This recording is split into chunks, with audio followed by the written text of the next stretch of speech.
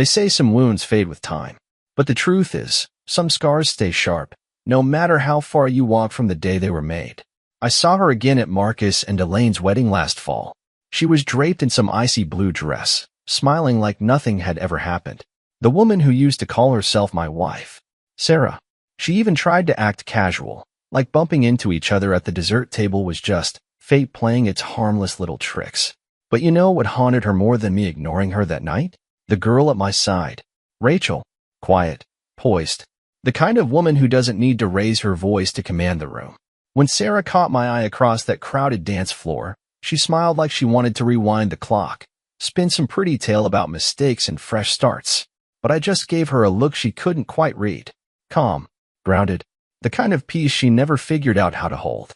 And I said, plain as day, I deserve peace. Then I turned, took Rachel's hand, and we left her standing there, surrounded by strangers, her champagne glass trembling just enough to betray the show she was still clinging to. That's the thing about people like Sarah. They never see the end coming until it's staring them dead in the face. But to get to that moment, you have to understand how I got there. Back then, I was still wearing the suit of a man who thought he had his life sorted. Michael Garrett, regional operations manager at a logistics firm nobody outside of our industry cared to remember. My days were orderly, color-coded. Meetings at 9, performance reviews at noon, gym 3 times a week like clockwork. I wasn't flashy, wasn't reckless. I was the kind of man you could build a life with. Or at least, that's what I told myself every night. I set my watch on the nightstand and stared at the same familiar ceiling Sarah and I had painted together during what we used to call our honeymoon home phase. We lived in a suburb 30 miles from the city. Streets lined with perfect lawns, neighbors who waved from behind their fences, smiles polished as their SUVs.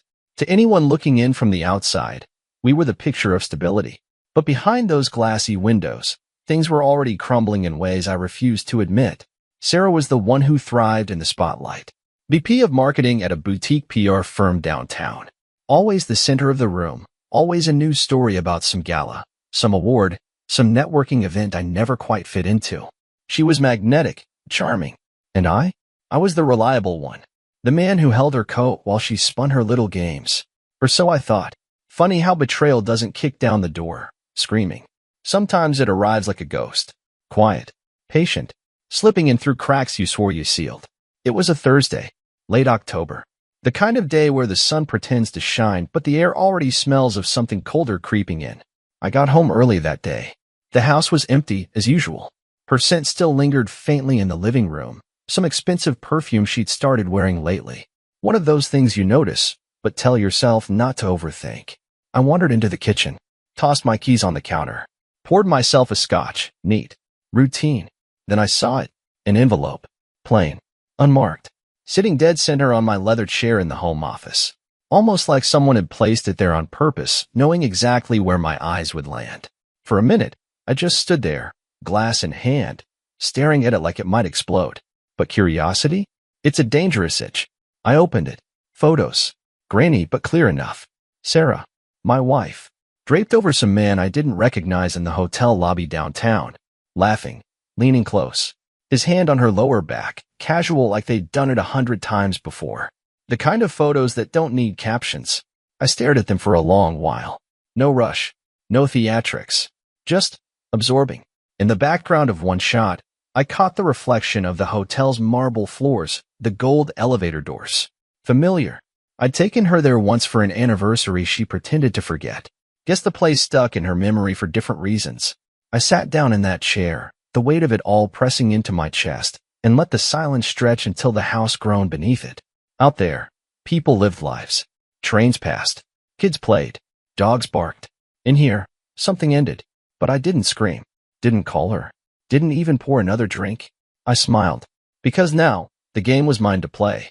That night, I set the table like I always did. 2 plates, 2 wine glasses. Her favorite linen napkins folded just the way she liked. The small, pointless details she used to claim made a house feel like home. I roasted chicken, garlic, thyme. She always said she loved the way I cooked it. Said it reminded her of the little bistro we stumbled into on our honeymoon in Napa. The lies we tell ourselves about what love tastes like. She came in late, of course. Lipstick fresh. Hair perfect. That too sweet smile locked in place like she'd been rehearsing it in the car.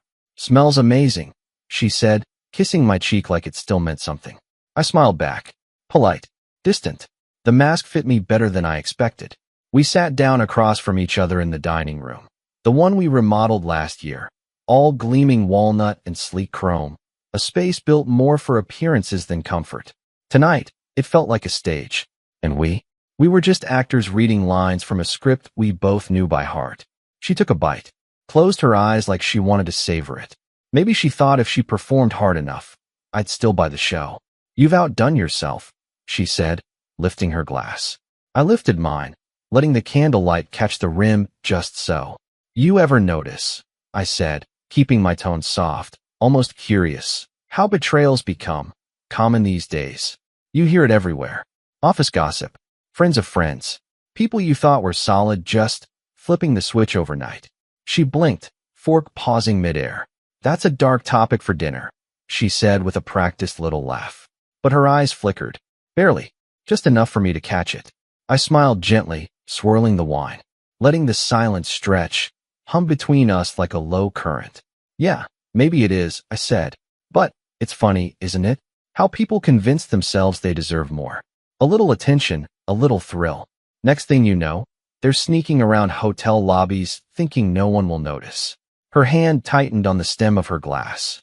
Subtle, almost imperceptible, but I caught it. She kept the act going, though. Took another sip. Smiled like the woman who used to wake me with breakfast in bed on Sundays. "Is this some work story?" she asked, tilting her head, trying to sound playful. "You're being dramatic tonight, love." Love. That word used to land different. Now it sounded like static. Hollow. Like an actor flubbing their line and hoping the audience wouldn't notice. I leaned back, fork resting on the edge of the plate. "Maybe I am," I said. "Maybe I'm just thinking out loud." She reached across the table, placing her hand on mine, soft as a feather. To anyone watching, we'd look like the perfect couple sharing an intimate moment. But under the surface, it was all theater. "Michael," she said, voice coated in honey. "Whatever's bothering you, you can tell me. You know that." I met her eyes. "I know," I said. "And when the time's right, I will." The air between us thickened, heavy with unspoken things. But I smiled, ate my dinner, told her the chicken came out just right. And she played the role of the caring wife, laughing at the right moments, pouring me another glass, pretending the cracks weren't already spiderwebbing through the walls of our home. She didn't know it yet, but the curtain was about to rise on her final act. Days turned into patterns. I let her play the loving wife while I sank into the comfort of silence. Not the cold kind that freezes a house into a graveyard. No. This was curated quiet. Strategic.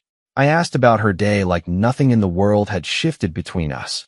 Nodded politely when she fed me her rehearsed stories about long meetings, after-hours networking, traffic delays that I already knew weren't the real reason she got home late. Every word she gave me, I tucked away, like puzzle pieces, waiting. Funny thing about liars, they never know when they've overplayed their hand. Sarah had always been good at spinning tales, painting herself as the tireless career woman, sacrificing everything for the life we built. But now every little detail she shared came laced with something performative, over-explaining, nervous laughter where there used to be ease. I asked careful questions, harmless on the surface. "Busy day?" "Same as always, you know how it is." "And that new campaign? You mentioned a hotel account." Her smile flickered just a hair. "Yeah, nothing special. Just some routine pitches." Routine. She loved that word. She clung to it like a lifeline, hoping I'd swallow the narrative whole. I smiled, nodded, never pushed. Just let the pauses linger a little longer than normal. Enough to make her feel seen, but not threatened. At night, while she scrolled through social media in bed, pretending not to check her phone every 10 seconds, I retreated to my study. That room had always been mine. Dark cherrywood shelves, lined with books she never bothered to touch. Leather chair that fit my frame like it remembered every fight, every quiet victory. It was my fortress, my space to think. And that's exactly what I did. I sat there under the muted glow of the desk lamp, the walls thick with the scent of old paper and aged scotch, and I drafted my plan. Not with rage, Not with revenge boiling in my veins, but with precision, like a surgeon marking the first incision. I didn't want theatrics. No grand confrontations. That wasn't my style. I wanted clarity. I wanted her to lay the truth on the table, willingly, thinking it was still her game to win. So I read, took notes, reread the messages in her tone, practiced my lines in the mirror until they came out smooth, measured. The kind of calm that unnerves more than shouting ever could. Let her keep spinning. Let her play the dutiful wife a little longer. I had time. And patience? Patience was my weapon. It happened late on a Wednesday. The kind of night where the world outside was wrapped in stillness. The only sound the distant hum of a neighbor's TV, some reality show laugh track cutting through the darkness. In our house, the air hung thick, waiting for a conversation neither of us wanted but both knew was coming. The bedroom had always been our retreat. Soft lighting, carefully curated linens, the scent of lavender she claimed helped her sleep better. But that night, it felt like a courtroom. Every corner cold, every breath tight. I stood by the window, watching the reflection of the city lights bounce off her vanity mirror. She sat at the edge of the bed, brushing her hair like nothing in the world was off balance. "Sarah," I said quietly, not turning from the window. She froze for a beat, then let the brush slide through her hair once more, slower this time. Yeah, her voice was light, but the edges frayed. I kept my tone even, gentle, like we were just talking. "Is there something you want to tell me?" She blinked, set the brush down, laughed, soft, rehearsed. "Tell you? Like what?" "Michael, you're being cryptic tonight." I finally turned, leaning against the dresser, arms crossed casually. I watched her face carefully. Every micro-expression, the twitch of her eye, the way her lips pressed together, too tightly. "I'm giving you space to say it," I said. "No accusations. No fighting. Just honesty." For a moment, the mask slipped. Barely. Her hands trembled as she reached for her lotion, fumbling with the cap. "Michael, if this is about us, I told you. I feel lonely sometimes. You've been distant, closed off. That's all it is. We drifted a little. That's not unusual." Her voice cracked, just enough to sound fragile, to play the role she knew so well, the neglected wife, aching for connection. "I miss us," she whispered, eyes glistening as the first tear slid down her cheek. "You don't touch me like you used to. You barely see me anymore." I nodded, letting her pour the performance out onto the floor between us. But inside, I stayed still. I knew this play by heart. Victimhood, blame-shifting, emotional guilt, the old tools. She reached for my hand, fingers trembling.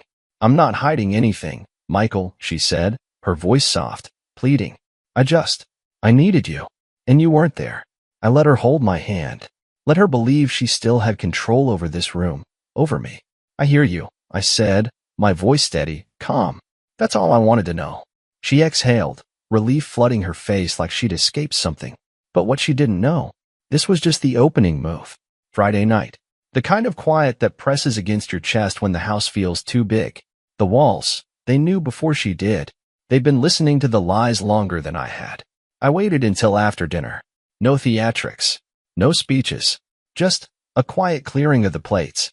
She was humming to herself, some old love song playing softly from the speaker, pretending everything was normal, pretending she was still the woman in control of this house. I sat down on the couch, the envelope in my hand. She noticed it immediately, but she played her part, curling up on the opposite side, legs tucked beneath her like we were just any ordinary couple settling in for the night. "What's that?" she asked, tilting her head, playful. I placed the envelope on the coffee table, right in the center. Let it sit there like a loaded gun. "Open it," I said quietly. She blinked, laughed nervously. "What's this, Michael? Some kind of surprise?" I didn't respond, just leaned back, hands folded neatly in my lap, watching her. She reached for it, fingers hesitating just an inch above the seal. And then, she opened it. Her face changed before the first photo hit the table. She didn't even need to see the rest. The first image, her, with him, in that hotel lobby. The fake laugh frozen in time. His hand right where she thought no one would look. Her breath caught. I said nothing. The silence swallowed the room whole. Her hands trembled as she sifted through them, faster now, desperate, as if flipping the photos quicker might erase them. Her voice broke first. This isn't what it looks like." But even she didn't believe the words. Her hand flew to her mouth. Tears, real ones now, spilling over. Not the polished sobs she used when she wanted sympathy. No, this was raw. Ugly. Michael, she whispered. Please. The walls seemed to close in around her. The living room, our living room, felt like it shrank into a suffocating box. The candles flickered weakly. The photos scattered on the floor like little knives. She dropped to her knees, hands clutching her face, sobbing now, uncontrolled, messy. I stayed in my seat, still, watching, letting her drown in the truth she could no longer dance around. She looked up at me, mascara streaking down her cheeks, voice cracking. I was lonely. You left me in this house alone. I made a mistake. Please. Her excuses spilled out fast, frantic, as if she could outrun what she saw in my eyes. But I didn't flinch. I let the silence do the talking. And that, more than any scream, cracked her wide open. The sobbing didn't stop. It filled the room like smoke, thick, choking, desperate. Sarah sat on the floor, knees drawn to her chest, tears carving rivers down her face. But me? I stayed where I was. Calm, composed, detached in a way I knew would cut deeper than any raised voice. Say something, she whispered hoarsely, voice barely holding together. I set my glass down gently, the soft clink echoing louder than her cries. There's nothing left to say, Sarah, I said quietly. You made your choices. You don't get to be the victim now. That cracked her. Her head shot up, eyes blazing with something between rage and heartbreak. I wouldn't have done any of it, she spat, if you hadn't pulled away from me first. Her hands clutched her chest like she needed to physically hold herself together. You shut me out, Michael. Months, maybe years. You barely looked at me anymore. I felt invisible. I needed someone to see me. She delivered the lines like they were a confession, like admitting it would somehow make me crumble, make me shoulder the blame. Maybe once upon a time, it would have, but not now. I leaned forward slightly, elbows resting on my knees. You felt invisible? I repeated softly. So your answer was to crawl into another man's arms? Her chin trembled. She tried to hold her gaze steady, but it broke halfway through. I didn't plan it, she whispered, tears spilling again. It just happened. I was alone in this marriage, Michael. You made me feel small. Like I was a ghost in my own home. I nodded slowly, letting the weight of her words settle between us like ash. Maybe you did feel small, I said gently. But you made that choice, Sarah. You stepped out. You hid it. You lied. I stood up then, my shadow stretching across her. And now you want me to carry your guilt for you? Her face collapsed, fresh sobs shaking her shoulders. I never meant for it to go this far. I swear. I watched her unravel, watched her scramble for scraps of control she no longer had. But I didn't feed into it. No anger, no bitterness, just calm. And that shook her more than any fight ever could. She looked up at me like I was a stranger. And maybe, in that moment, I was. She whispered the words like they were her last weapon. Don't you care? At all.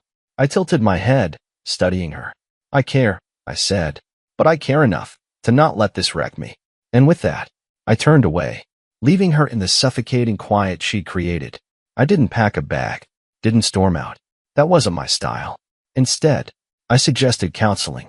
Sarah clung to the idea like it was a life raft. She thought therapy was a chance to repair the cracks, to spin her version of the story in front of a neutral witness. But she forgot. I wasn't the man she used to dance circles around. The therapy office was cold, sterile. Beige walls, muted art, two chairs angled carefully toward each other like opposing sides of a chessboard. It smelled of lavender and quiet disappointment. Sarah dressed carefully for the sessions. Soft sweaters, delicate jewelry. She spoke in hushed tones, dabbing tears before they could smear her makeup. She told the therapist about the coldness in our marriage, how she felt like she was married to a ghost. She spun tales of being trapped in a house where the walls didn't echo her name anymore. She played her part well, but I didn't fight her story. I let her pour it out, week after week. I sat in my chair, legs crossed, hands folded neatly in my lap. My voice never rose. My face never cracked. When the therapist asked me how I felt, I answered plainly. I hear what Sarah is saying, and I'm here to give her the space to say it. That unnerved her more than any outburst would have. Because the truth was, I wasn't there to save the marriage. I was there to strip away her stories, one carefully measured sentence at a time. I let her speak, let her list every little way I'd failed her. I nodded, listened, and then, when she finally ran out of steam, I calmly laid down a simple, undeniable fact. You told me I was distant, I said once, watching her flinch. But when you went to that hotel, you didn't tell me you were lonely. You told me nothing. You made choices. Alone. Silence. Thick. Suffocating. In that sterile room, her tricks didn't land the way they used to. There was no crowd to charm. No allies to sway. Just her, me, and the cold reflection of her own words. And slowly, she started to crumble. The therapist, bless her, tried to hold the space with soft tones and safe questions. But Sarah's tears turned brittle. The stories grew thin. Her voice lost its practiced sweetness and cracked under the weight of truth. By the third session, she barely spoke. By the fifth, she couldn't meet my eyes. Because she finally understood. I wasn't here to fight for us. I was here to make sure she couldn't twist the knife any deeper. And in that quiet room, surrounded by beige walls and padded chairs, she realized something worse than losing me. She realized she'd lost control. It didn't happen all at once. Her perfect little world. It unraveled in quiet, humiliating threats. Her lover, the one she clung to like a secret escape hatch, vanished the moment things got inconvenient. No calls. No texts. No explanations. Just gone.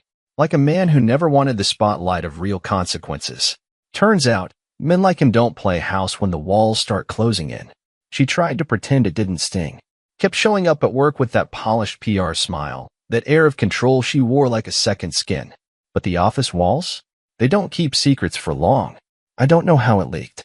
I didn't have to lift a finger. Maybe it was the photos. Maybe it was the small-town whispers that always managed to find their way into polished boardrooms. Either way, the tide turned against her. First, it was the glances. Colleagues who used to hang on her every word now looked past her, lips curling with something close to pity, or worse, amusement. Whispers trailed behind her heels, soft as shadows but sharp enough to cut. She came home later and later after those therapy sessions. Not because of meetings. Because the office felt smaller. Colder. Like she couldn't find her footing in a world where she wasn't the queen of the narrative. Her phone stopped lighting up with dinner invites. No more girls' nights. No more casual brunches filled with gossip and staged laughter. She was adrift. I watched it all quietly. Not as revenge. Not as satisfaction. But as inevitability. This was the world she built. A world that fed on image, on stories, on curated perfection. And now? The cracks were showing. No more script. No more audience clapping politely at her staged pain. In the kitchen, I found her once, sitting in the dark, scrolling through old photos on her phone. Us. Smiling at parties. Anniversary trips. Her hand lingered on one picture longer than the rest. The two of us on the porch, glasses of wine, laughing like we hadn't yet learned how fragile those smiles really were. I didn't say anything. She looked up at me once, eyes hollow, mascara smudged from tears she wouldn't let me see. But she never spoke. Because what was left to say when the story was over, and the audience had left the theater? It was almost anticlimactic, the way it ended. No screaming. No shattered glasses or storming out. Just paperwork, sitting between us on the same polished dining room table where we once talked about dreams, vacations, maybe even kids. Now it was a negotiation table.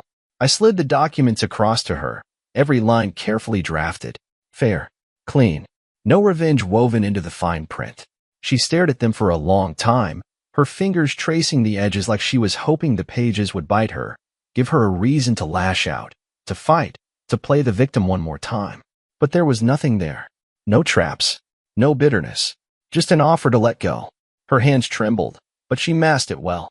You really want it this way? She asked, her voice so small it almost startled me. I nodded. There's no point in burning the house down, Sarah. I don't hate you.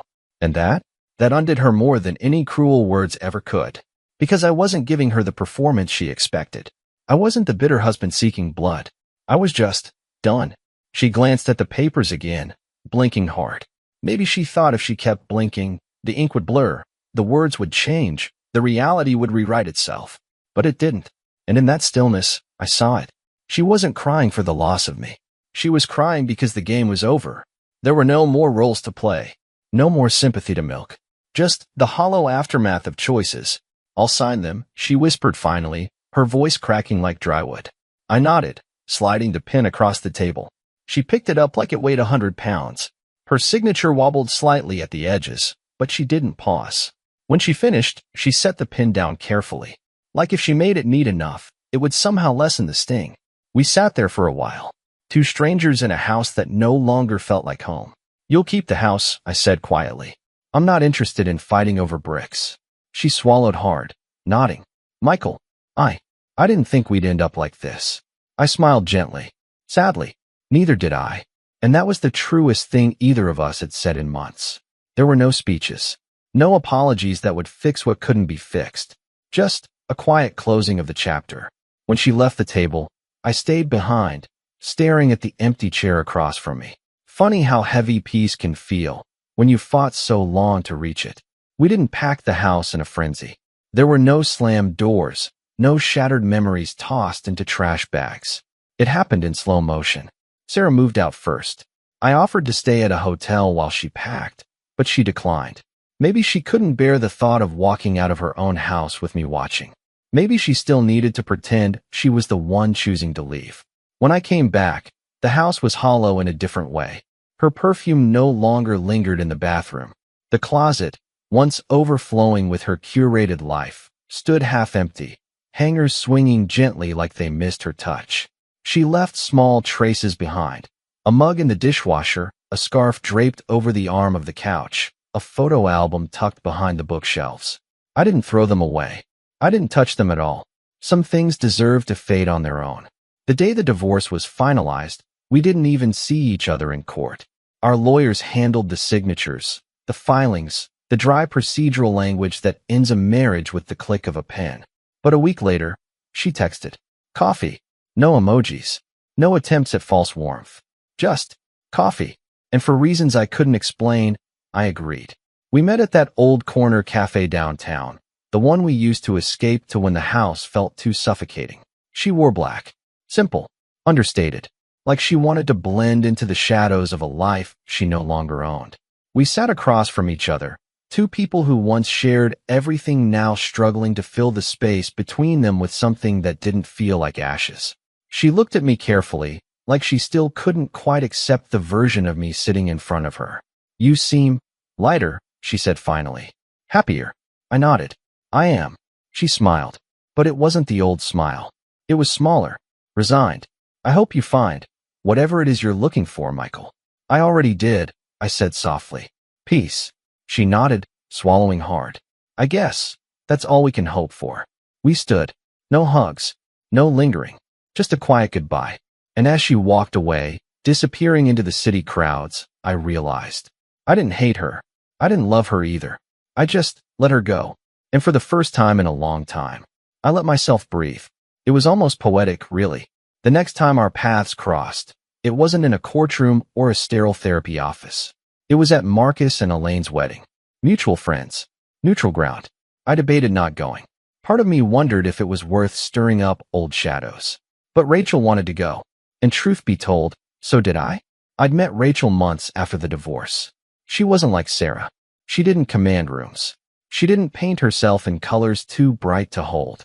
Rachel was stillness, warmth that didn't demand, peace that didn't need to be chased. We walked into the reception like any other couple, hand in hand, quiet, solid. And that's when I saw her. Sarah, draped in that icy blue dress. Hair perfect. Smile brittle at the edges. The room didn't lean toward her like it used to. The crowd didn't part. She looked ordinary. Our eyes met across the dance floor. For a moment, I saw it. That flicker of the woman who used to believe she could spin any story, win any game. But her steps toward me, they were hesitant now. Measured. Like even she knew this wasn't her stage anymore. "Michael," she said, voice soft, almost hopeful. "You look, well." I smiled politely. Rachel stood at my side, her hand resting lightly on my arm, grounding me in a way Sarah never could. "I am," I said. Sarah's eyes flicked to Rachel, then back to me. She forced a smile, the same rehearsed charm she used to wear like perfume. I was thinking, maybe we could catch up sometime. Just as old friends. There was a tremor beneath her words. Like she already knew the answer, but needed to ask anyway. Needed to cling to the idea that some part of me still lived in the world she used to own. But I just smiled. Calm. Unshaken. "I deserve peace," I said simply. And that broke her more than anything else I could have said.